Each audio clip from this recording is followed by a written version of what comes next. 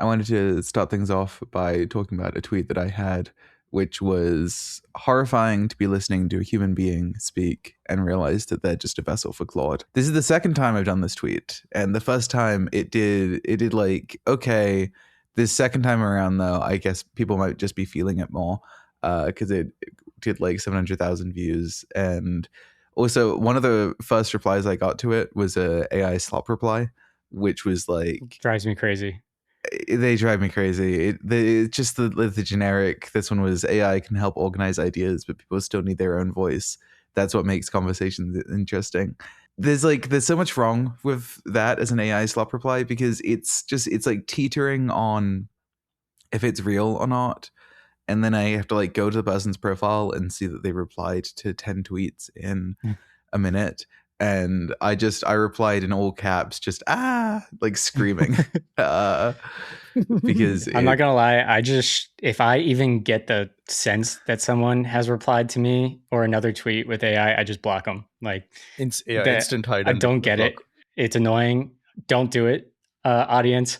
I will block you. a little hesitant on the blocking because there's like enough non-neurotypical people that reply to me that have the same like phrasing, unfortunately, that I feel bad for them. But so this tweet, I was watching a video and I realized that like I was watching a video and it hit the Claudeism of like it's not an X, it's a Y. It was like the dolly shot from Jaws or whatever, where you zoom out and you realize you're just 100% reading Claude Slop. And I know it's really interesting because there's this like forcing function of just output, output, output, and you do become a vessel for Claude when you don't change the output at all. It's like a fascinating thing in that like you've spent all of this time building up your credibility and like spend all the time building up your credibility, like who you are as a person.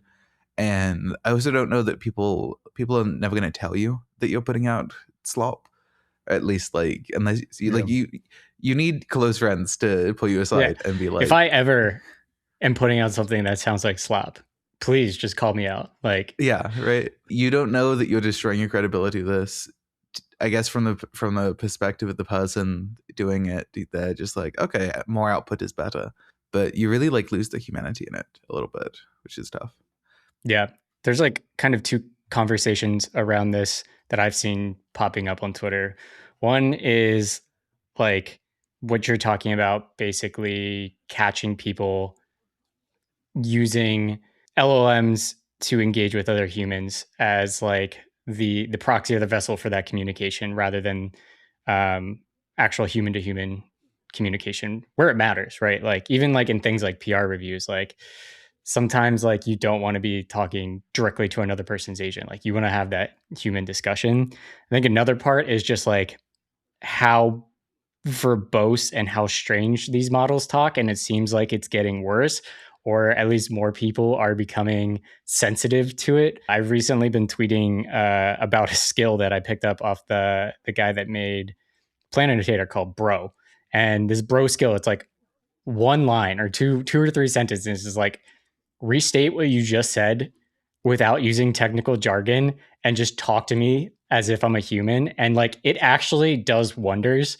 That's blown up a bunch of times over the past couple of weeks. And like now I see in random Twitter threads where people are complaining about this, like, oh, just use the bro skill. Like talk to me like a human. And obviously the other side of it is like, especially in the workplace, like there have been places like even in like our chat at work where like I can distinctly tell where like someone just pasted a LLM response into like a thread. And sometimes like that can be warranted. Like it kind of goes both ways. Like if the person asking a question or looking for information doesn't put in effort, it's like I today now like I expect people to send their agent out and do a bunch of work before they just ask a easy low hanging question. But on the other side of that is like if someone took the time to ask like a good question in a human way, give them the respect and your time to answer as a human as well. No, at the very least, you should say, "Oh, by the way, I just asked to open code this, Yeah, and yeah, this is what it yeah. says." I like people who do that and say, "I don't know if it's useful. Take it or leave it." And you're like, "Okay, fine." Like I'm approaching it with the same context. I'm seeing a bunch of tweets, by the way, about people talking about Claudeisms. A couple of things about this is, well, first of all, people are complaining about how Opus 5 is a bit too much in its responses. Like the language itself has gotten so much more dense, load bearing seams and substrates. And I'm like, bro, like, okay, like no one has the time to like that. Like, well, you need the bro skill. One of my favorite short stories by one of my favorite authors, Jorge Luis Borges, is a story called Tlon Ukbar Orbius Tertius. It's one of my favorite short stories. It's in a short story collection called Ficciones, if you want to read it. It's about some dude discovers an encyclopedia about a fake planet. And in it, it describes how half the world believes in speaking in nouns and half the world loves speaking in verbs. And it becomes a big mystery across the world to find out who wrote this, where it comes from. And it turns out to be like a prank by some kind of aristocrat or some shit like that. But what ends up happening is that the fiction takes over the actual world, and everyone becomes like that and speaking in very specific ways with like these verb specific or noun specific, and it destroys art, history, anything of meaning, because everyone becomes this beige personality. And that story was written a few hundred years ago, and it's a little scary how people are now starting to speak like that. Two real world examples. I think a couple of months ago, some athlete I saw on TV announcing his pick of team, which is a thing Americans do, I guess. But it was very obvious that he was using the free version of ChatGPT. Like, the language was very, like, he was Yeah, reading it yeah. off a screen. But my other favorite one is, I think it happened just a few weeks ago. Some legislator, a state senator or someone, was reading out a response. And in the middle of it, he was like, here's a version of this text that sounds better suited for legislative assemblies. And he just kept Oh talking. God. If you can find this link or video, I was like, holy like this is corrupting like government and everywhere. Like it's so bad, dude. Just pure brain rot. Like it's affecting, yeah, it's brain rot like for adults, which is bad. I mean, it's definitely bad if they're people are deciding policy based on these things. Like substrate is going to show up in an amendment soon enough. That's what I'm saying. Like the word substrate for sure. Man, I've heard human beings in calls and in conversations and in other videos on YouTube start using the word substrate, and I'm positive I've never heard that word used out of another human being's mouth and before the last 4 months. Let's get into the show. Welcome to the next token. Today is Friday. No, it's not. Damn it! I was just reading the fucking. Well, let's get into the show. Welcome to the next token. Today is Monday, August 3rd, 2026. I'm Dylan Mulroy, and this is a podcast about three software engineers who don't have the time or energy to be hosting a podcast. I'm Reese. I'm working on Executor. Hi, I'm Sunil Pai. I work at Cloudflare, and so does Dylan, and they sponsored the show for us. So on today's show, we are going to spend most of our time talking about burnout. And at the end, we're going to get into how, despite the times and the change in our profession, how we still find joy in our work. To kick things off, I had a tweet I put out a few weeks ago where I kind of was tiptoeing about this topic a little bit, and we've certainly talked about it a bit before on the show and kind of alluded that this episode was coming and that the three of us, and I think many others, are kind of feeling this way. So a tweet I put out, I said, y'all, I'm not going to lie, it's way harder to get joy and satisfaction out of building with AI than it was before. Constantly straddling burnout, being far less immersed in hard problems, constant context switching. I'm tired of the uncertainty of where this is going and how to do it well. And I think that resonated with people. That got a lot of attention. A lot of people, well-respected people, kind of, replied to that tweet or quote tweeted and, said that it resonated with them and they were experiencing similar things.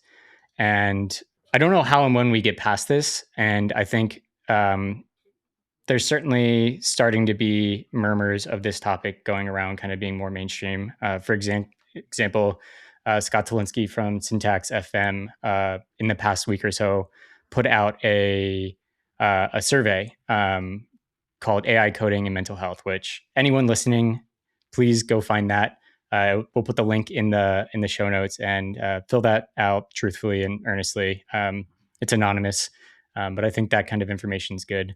You know, I talked about my workflow in our last episode, and you know, I've worked pretty hard to get to a place where I feel like I can do good agentic engineering, but it is definitely like a huge slog, and there's a lot of uncertainty, which I think is a big part of what is causing, at least for me, the burnout or straddling burnout. I wouldn't say I'm quite at the point of burnout at this point, but you don't know what the next model is going to do. You don't know what the new capabilities coming to harnesses is, how it's going to change your workflow. Then just the dynamism of the models getting, even if you do the same workflow over and over and over again, still getting inconsistent results. Like that stuff just, I think, at least for me, wears me down over time. So curious how you guys are feeling right now. The first thing about the tweet that stood out to me is actually like how popular it got, because it implies that it's about like revealed versus stated preference. On Twitter, otherwise, everything is amazing and everyone's building all these incredible things and they're handling codecs from the beach. But no, like I'm telling you, behind the scenes, everyone is just not in a good place, like right now. And that's revealed by the likes and retweets, where they're like, okay, fine, like we get to, this is the way like I can kind of put myself out into the world. And I'm so glad that a respected engineer from a top tech company is like just saying it out like it is, because you clearly connected with like so many people. We actually looked this up, thanks Chris and the team. And there's an official definition for burnout. I didn't even know, by the way. The WHO defines burnout as a syndrome conceptualized as resulting from chronic workplace stress that has not been successfully managed.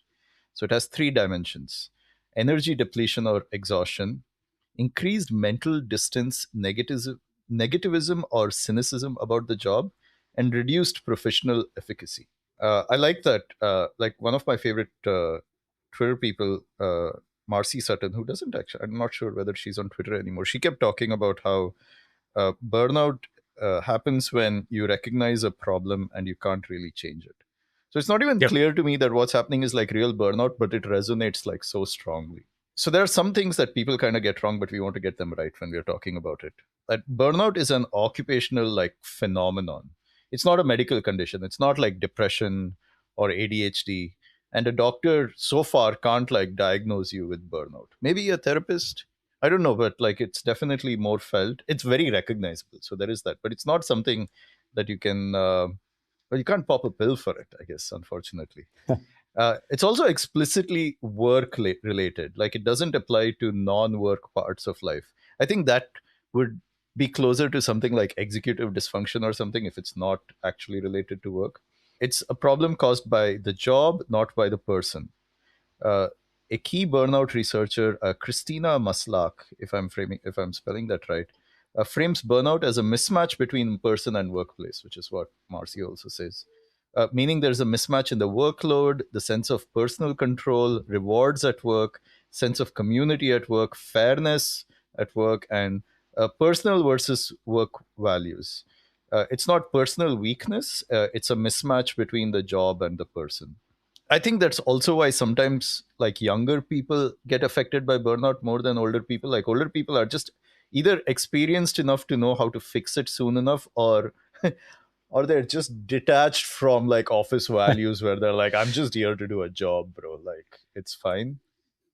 I think also maybe part of it is like more tenured people have probably statistically or potentially gone through it in, you know, their younger years or previous in their careers. I know certainly there have been 2 times where I've kind of felt pretty actually burned out at work, not kind of like how I am right now, kind of teeter-tottering in and out of it, but and like having gone through those 2 experiences earlier in my career, it's made it easier to identify in myself when I'm starting to feel that way and know that I need to like take a step back or realign myself or just, take a moment to think about why I'm feeling this way and what's causing it.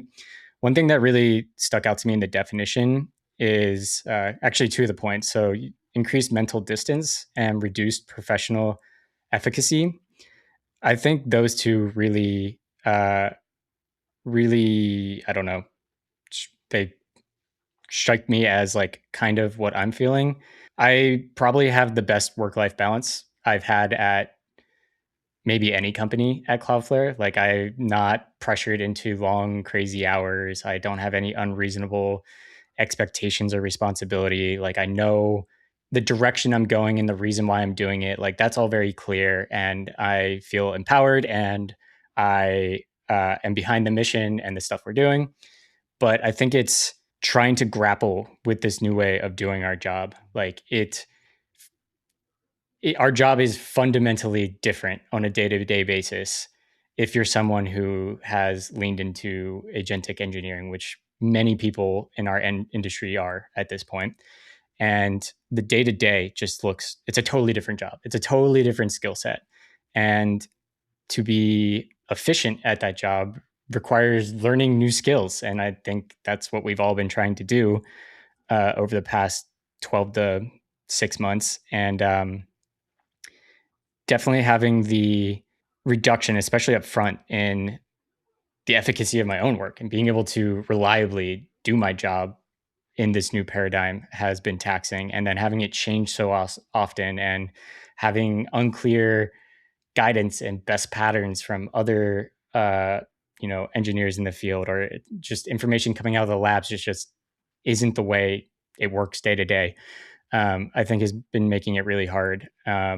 Two other articles I want to call out is one from a former coworker of Reese and I, Ethan Nizer. He wrote on his Substack a article called "Not Holding Back the Ocean," and I highly recommend any software engineer listening to this episode to go read it. It's very short, but Ethan talks about in that article grappling with the challenges of, or being a person whose identity is very much tied to being a very good software engineer, and having spent the past couple years of his career being a very good software engineer and somebody people look up to and having a reputation for doing it well, and then having that change kind of overnight and how jarring that is. And he draws the comparison of uh, back in the day when videographers and people creating films used to manually cut film, and then it moved into the digital era. And he kind of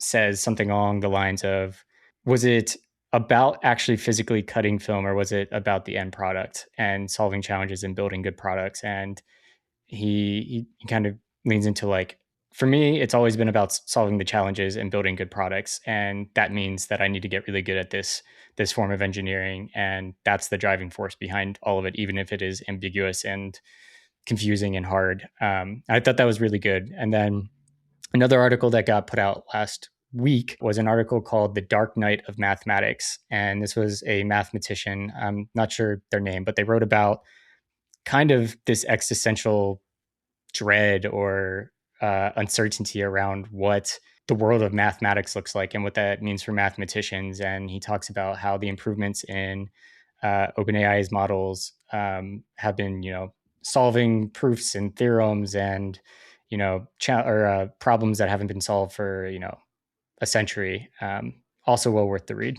Post about the math that the mathematician wrote, like, I remember reading it when you shared it with me, and it's a good post, I think, because this person is feeling like real angst right now. I think software engineers also felt it like a few months ago, but this person like truly loves mathematics and has always thought the process of mathematics involved mathematicians and like finding all these edges of the universe because it's such a pure Yep. science, and he's seeing this collapse before his very eyes now. And like it's clear that these models are going to do much more weirder stuff with maths. By the way, like someone was talking about how, well, maths is a very verifiable domain, But even the verification by humans used to be so hard. It might end up that the proofs that these models come up with might not be human verifiable in very soon, like not even like in the far future.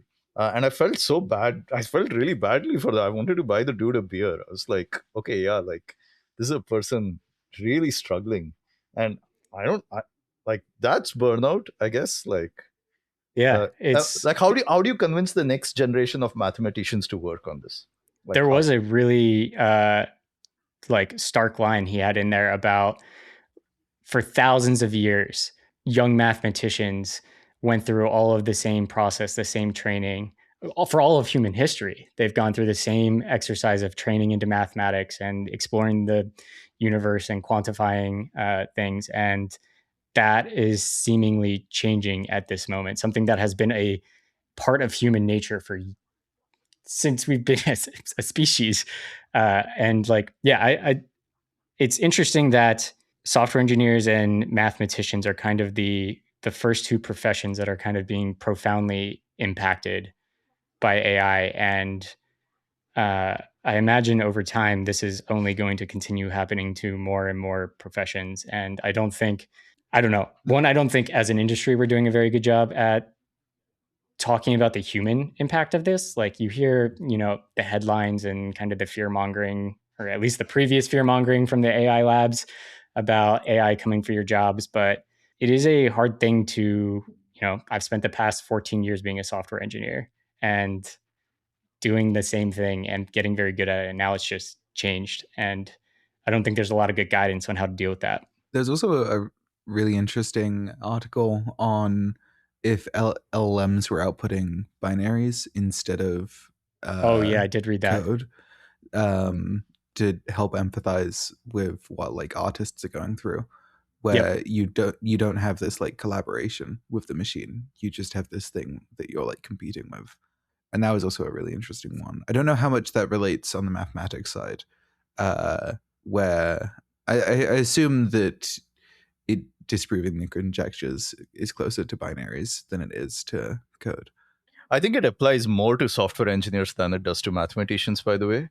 Like, I think the reason everybody loved like 4.5, 4.6 so much, especially in like through Christmas and January, because that was before the, hey, we are going to let the agent run for 12 hours and have it do something. It was still very much tactile.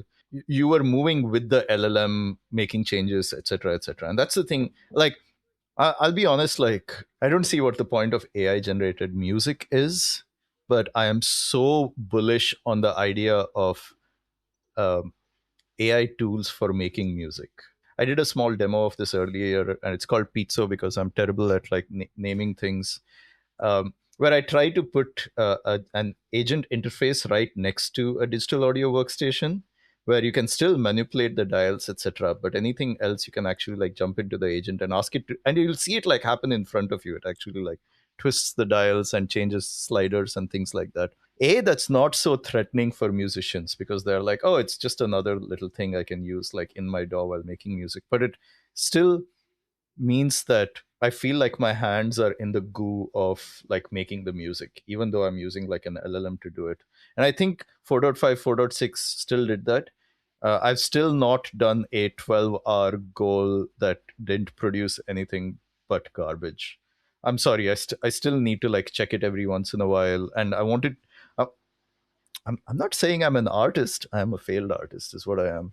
But I still want to feel like I want to feel connected to the code that I'm generating. Like I want to walk the journey with the agent. I don't know. Like I did have a 12-hour goal that outputted.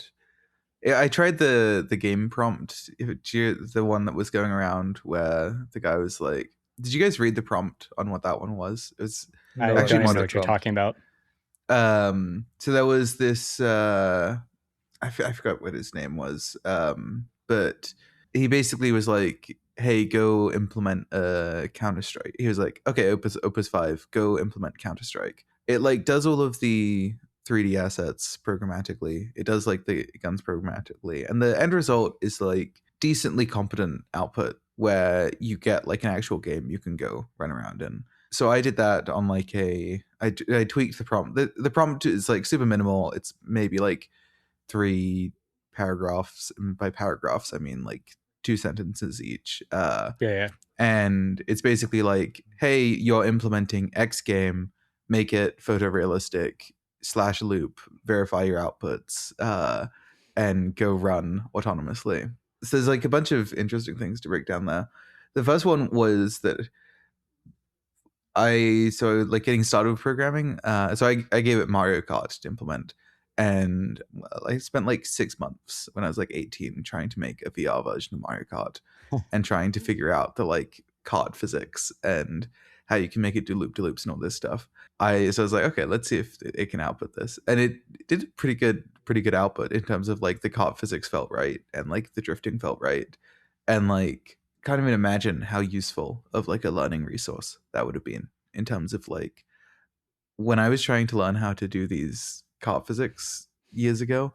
It was just like me doing trial and error trying to figure it out, not having a bunch of resources to turn to. The other thing is like there's a weird thing.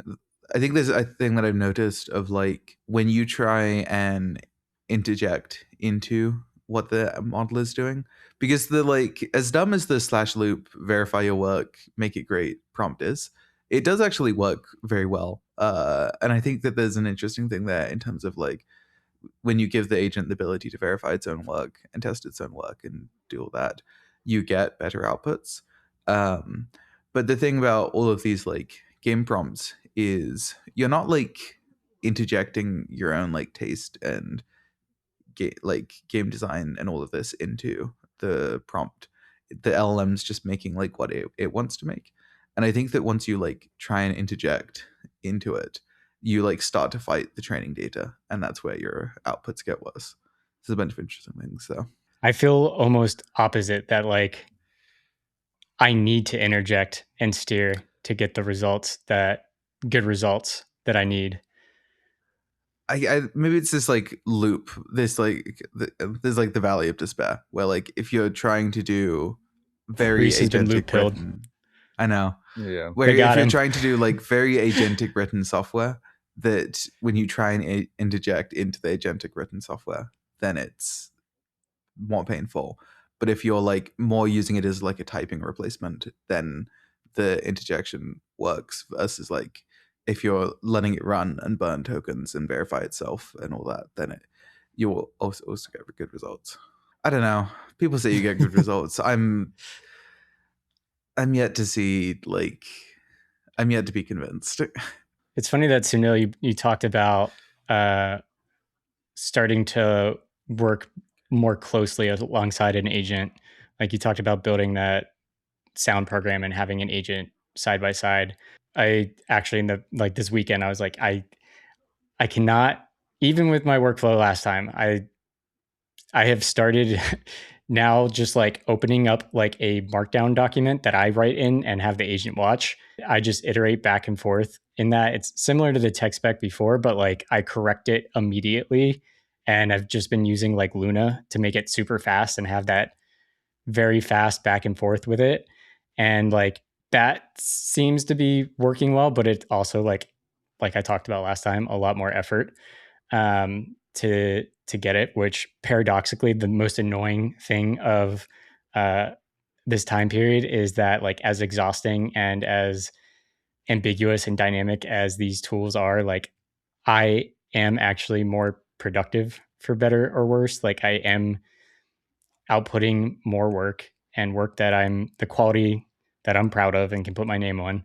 But it's exhausting for a lot of the reasons we've outlined. Yeah, I'm curious to know like how have you been dealing with this? I think we ended last time's show with me saying that I'm like burnt out as hell. So like since then, I've actually taken like 2 weeks of leave, Yep. and it was amazing. I Spider-Man movie was good, by the way. I also watch movies in a very specific way that I recommend other people do, which is you go for the morning show on a weekday, and it's like Oh yeah. empty, which means you can like man spread over like the couch. I do the Everyman, and they have couches there, uh, and you get a big popcorn and Like I really like Dude. watching movies in slightly empty theaters. Like I love it. My favorite thing, there was a period of time in my life where on Sunday mornings, I would go to see a movie by myself. I would pick up Dunkin'.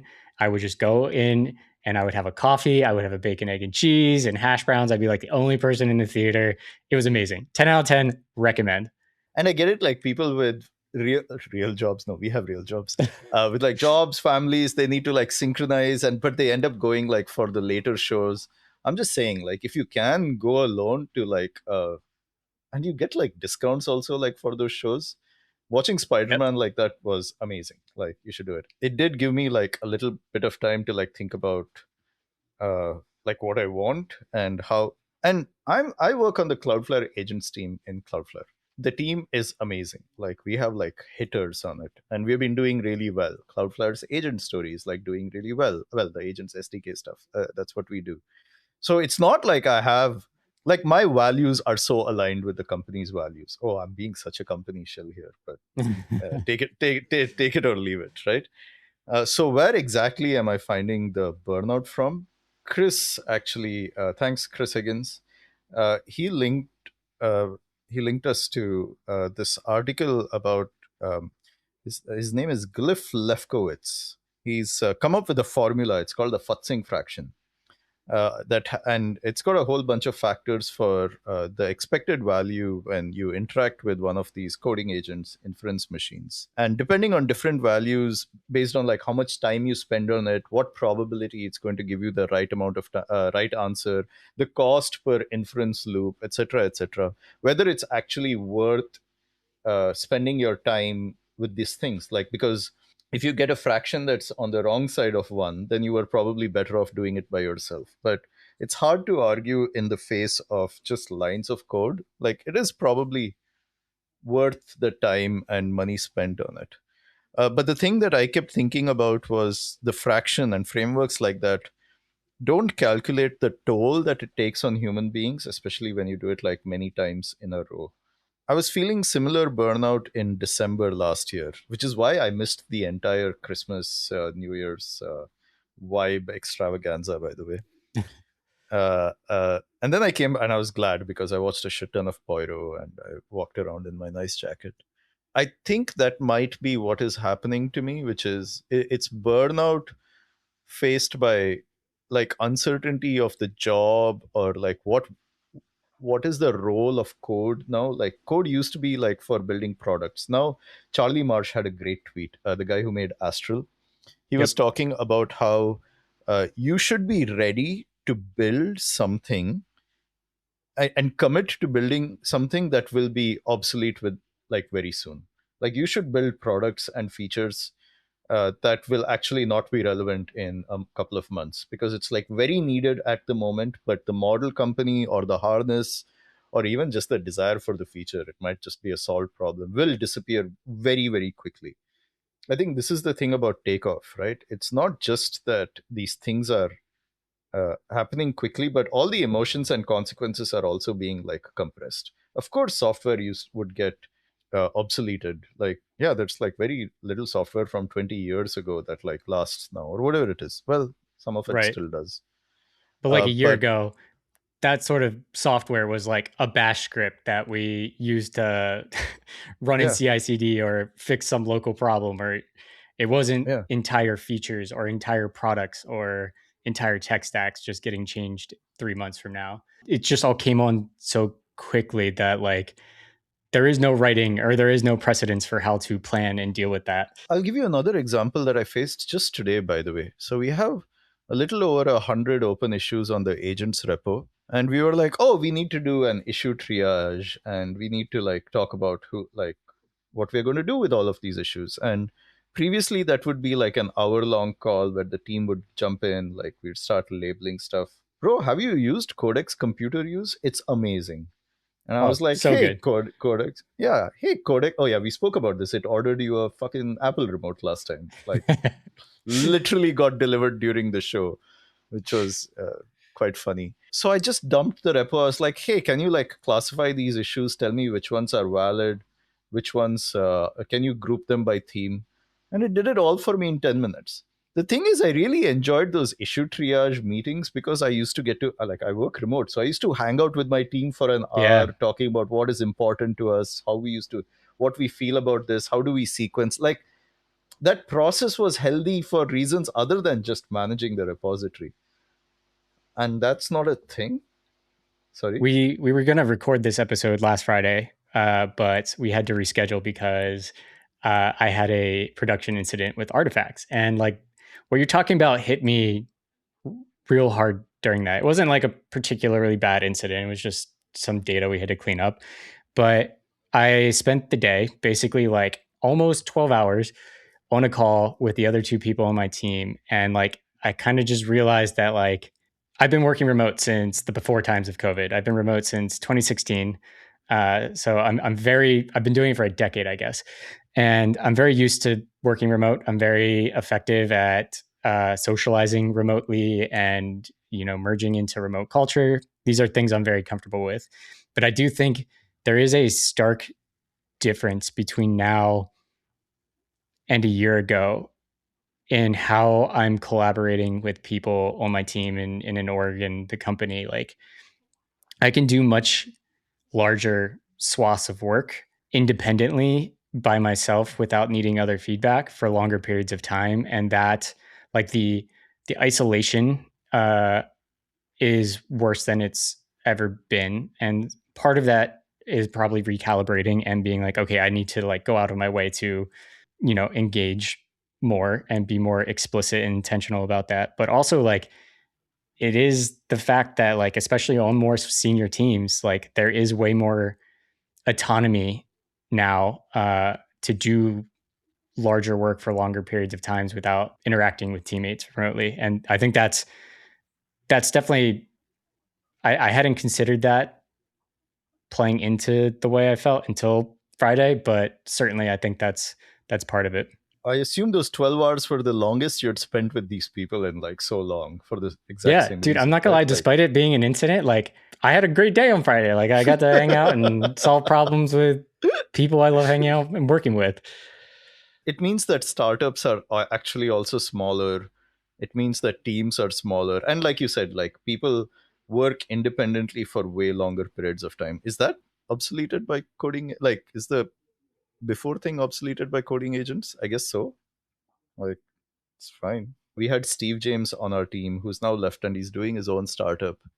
And he was so incredible at reviewing PRs. Like last year he would catch things that LLMs wouldn't. I'm sorry to say, I think like LLMs have gotten like better than him now. Like I think they catch the edge cases really well now. A custom tailored review agent is when you get that dialed in, it's pretty good. They can be pretty good. This is one of my problems with LLMs, though, or not problems with LLMs, but there's a weird thing with LLMs where I feel like I'm not using enough inference at times, where it's like, oh, this like this issue in production could have been caught if you had an agent that was monitoring your logs, or Yep. this issue if you go run this pull request back through a review agent, oh, this review agent would have caught it. And that's one of my like problems with but then you like I feel like you're building up this like house of non-deterministic cards of inference, and I really like it's a weird unnatural way of working. But you're building on all this non-determinism, but then it's like it's not like you had a deterministic thing that you were replacing. Like humans aren't deterministic, but at the same time it's very It was good having a human who knew where the skeletons were buried, right? Now you're not sure. It's going to pop up. It's actually funny that you say that because like the incident on Friday, I am so glad that the three of us were familiar with the code base and able to like we used the agent. The incident that happened to us on Friday would have been at least a week-long recovery pre-agent, but being able to have it grep through ClickHouse and go through all our workers observability and query a bunch of different SQLite databases and like have that, we caught the problem really quickly. And then we were able to aggregate all the data from all the data sources that we needed within a hour or two and figure out what we needed to do and where the problem was coming from and how to solve it. And then we got to build tools. We built a bunch of scripts to go do data repair, and then had agents run and monitor those. And like that would have been at least a week-long process a year ago. But at the same time, the actual knowing how to solve the problem and the right correction, I don't think agents would have arrived at. It would have been some brute force solution that probably would have caused more problems or incidents than it was worth. But because the three of us knew the code base, it's like, and the domain matter and where the code was in the SQLite database schemas, it was like, okay, having a scalpel, right? Like you could be very precise about the fix and knowing where the problem is. And like, if anything, that's made me want to read every line of code even more, because I've now lived an incident caused by an agent and then having to go fix it. And it would have been, it would have been really bad if I didn't know the code.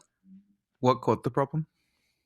One of the developers was like, asked his agent, like, why is the chart spiking? And then it turned out Luna had, he was doing some design work on a prototype, and Luna had deployed straight to prod from his machine rather than going through, we have a tool called Release Manager, which does basically like blue-green health mediated deployments. And part of that, it ran a migration on a database that did not have like the other end of writing to it.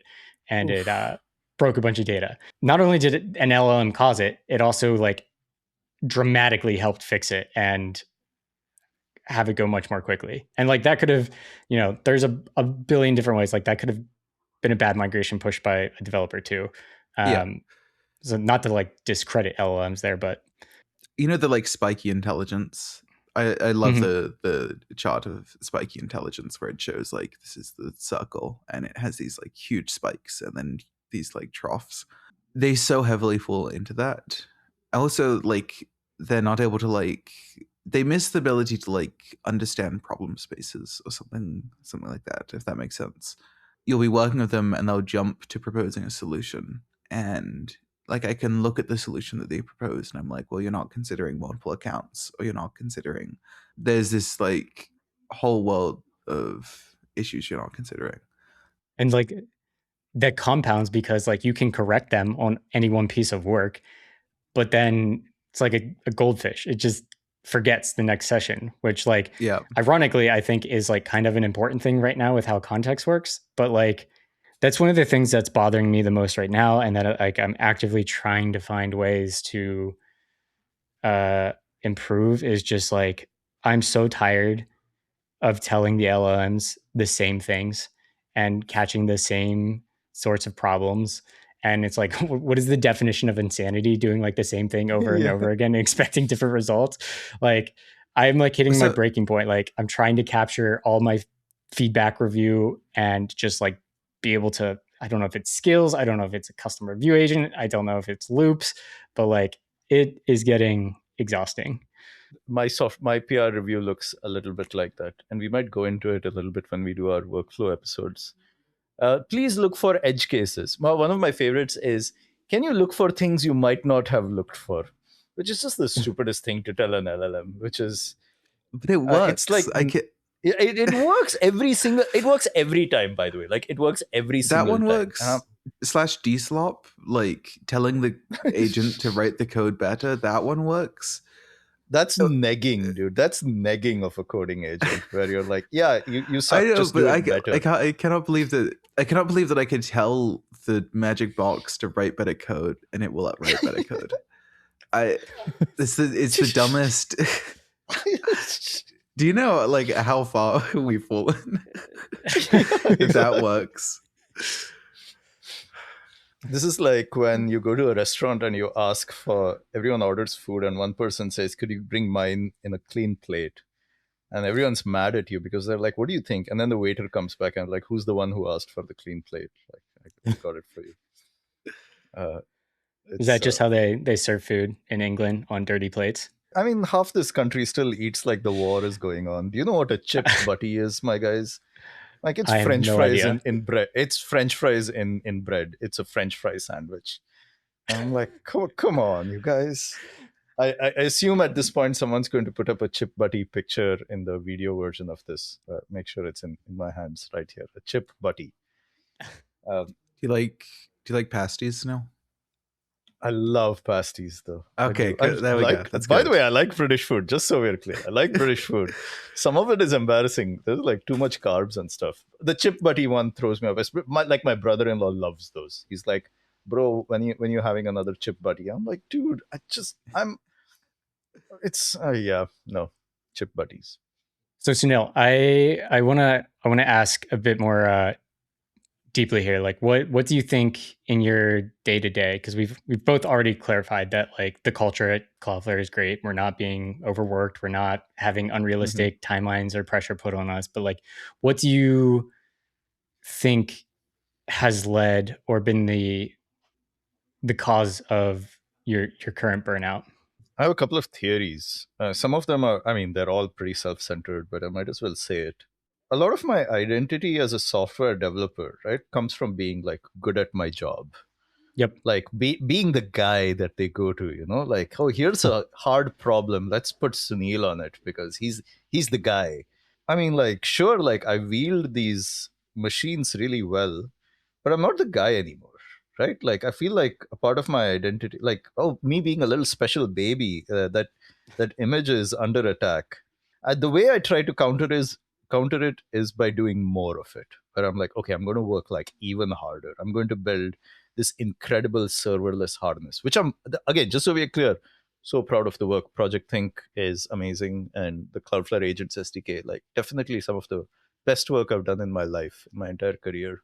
But it's still not me, dog. Like I'm not. Am I doing the brush strokes, or am I using a remote control and watching a TV play what episodes I wanted to play? So I think that's part of it. The second is I'm very worried for the industry, and I think I'm taking it on to myself. I've written about this before, and I worry about what we are doing, especially to like juniors in the industry. And I wonder if I'm contributing to it, right? Like, oh, I'm set, by the way, what I said last time, I'm spitting out 50, 60, 70,000 lines of code a week. When a junior hears this, do they freak out? Like, do they get scared? Like, is that what's expected of them? And I want to be like, no, it's not expected of you. But do I believe that? Like, do I actually, like, isn't that going to be an expectation, like, eventually? Like, and they're doing it in the context where they have very little mentoring. Like, they don't have the same model where they get to sit next to a senior engineer in an office and literally ape the keystrokes, right? Yep. Like you said, like senior engineers are all spending their time now just locked in, like at work, shitting out like a whole bunch of code. So like I said, like this is all very self-centered and but it does like affect me. And then I started wondering about whether I'm even capable of recognizing whether I'm building the right thing.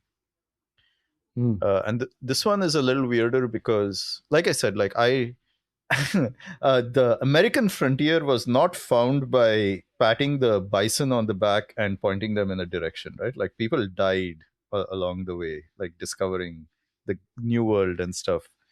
It feels like there's no struggle left in that anymore.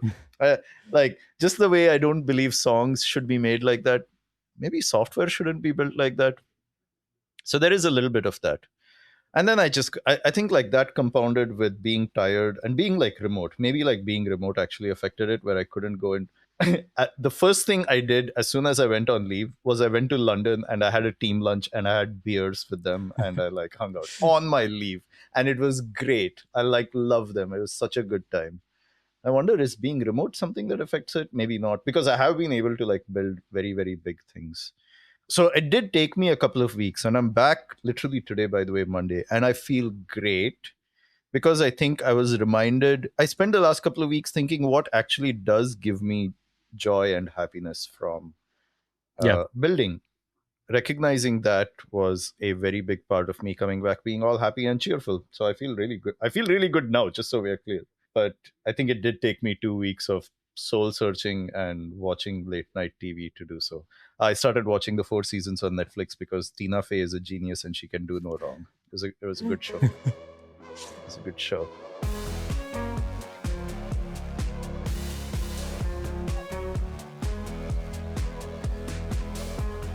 I'm curious what, maybe end on a more positive note, to go over like what does what like we are still like enjoying on software development, and what that looks like.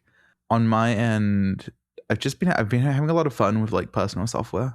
Like the it still hasn't clicked in a way that like it sticks around in my life. But like I had an agent go and like scrape HelloFresh's recipes and like make me a website viewer for that. And then like I made like a thing that let my friends message my agent. So that way our agents could like chat with each other. And that one was like little like spark joy moments of when you get something that's working. Was a lot of fun. For me, I think kind of paradoxically, the one of the things that is bringing me joy despite a lot of this uncertainty and ambiguity and straddling some burnout is that like the moments where I do end up creating something really good that I'm proud of with AI, or a workflow that I've been working on just works and produces something great, or I find a way to steer the agent better and actually produce a good result. Like that's rewarding in the same way that like problem solving was the rest of my career. And that gives me hope. That gives me like I do feel like there is a light at the end of the tunnel where there is less dynamism and there is better tooling and more clear best practices and ways to be the person that others come to for solving hard problems. So that feels really good when it happens, despite like the amount of work and struggle uh, getting there at the moment. Also, like Reese, like building personal software has been great. Like there was a couple tweets circulating last week about recipes, like these engineering recipes, where it was like this table and it was like very like methodical. And like I built a little app to take any recipe and convert it into an image like that. And like that was awesome. I used that to cook twice this weekend. So things like that is really, really rewarding. I've also had the opportunity to talk to a couple interns in the past 2 weeks at Cloudflare. And, you know, I, like you talked about, Sunil, like I am very worried about how we level up uh, junior devs and interns and mid-level devs. And I think I walked away from those conversations with a bit more optimism than I went into them with. I think that you're certainly feeling uncertainty and not, I mean, how would they know how to navigate this industry anyways? But um, the curiosity is what struck me, and that was still there. And I think as long as the curiosity of younger devs persists and is like the thing that drives them forward, I think they'll figure it out, even if it's not the same conventional path we went down. So, Neil, what is bringing you joy in your day to day, or how can people who may be feeling burnout kind of take a step back and recover? So my favorite feeling about making software, which is true today as it was on day one, is someone using it and like being happy with it. And this could be a developer using a dev tool that I made, or someone using a website that I made, and someone and just telling me like, and again, it sounds like I love it when people praise me, but I do love it when people praise me. But it's not even the praise. People talk about it specifically like, hey, I used your thing and it worked great. Thank you. Bro, that feeling, No better feeling. unparalleled. Oh my god, bottle it up. Like, is this what hard drugs make you feel like? I imagine so. Like it must be something like this, because holy shit. Um that feeling like today still gives me like shivers when someone says that to me. They will Same, thank same. like one of the reasons I became the durable object guy was because I thought the DX was kind of shit, and then I spent 5 years trying to fix it. And then someone will use my thing and like, oh, this made durable objects a lot easier to use. Thank you. I'm like, oh my god, yes, that's the big one for me. Dude, Um, I use Agent SDK for every durable object I make, whether it's AI or agents or not. Thank you. Crush That it. you made my day, my guy. That's all I care about. That is kind of, and that kind of goes back to Ethan's article too. It's like, at the end of the day, what really I think probably drives all three of us is building good products and solving hard challenges and watching people use the results of that. I was on Ken C. Dodd's podcast recently, and like some of my favorite software I've ever made has not been huge scale. It's been like tiny back office tools that I was able to like walk down the hallway and see some business analyst using, and it just made their day to day 10 times better. Like, best feeling. All right, y'all.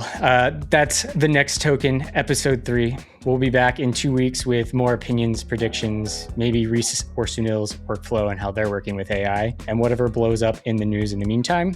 Follow the show wherever you're watching or listening, and tell us what you think in the comments. Thank you. Cheers. We know some of this is kind of heavy. And if you're somewhere in burnout like yourself, trust me, it's not you. It's definitely the job. Even the people who love this stuff a lot are renegotiating how they do it, especially at a time when things are changing even every 3 months. It means you have to change it like 4 times a year. Who knows? Yep. We joke a lot on the show, and burnout is real. If you're feeling overwhelmed and struggling, support is available. We'll share some of these on-screen resources right now, and there are links also in the show notes and in the description, both on audio and video. But definitely seek help. It can be with your friends, your family, or professional help. Highly recommended. All right. Thanks, and see you all next time.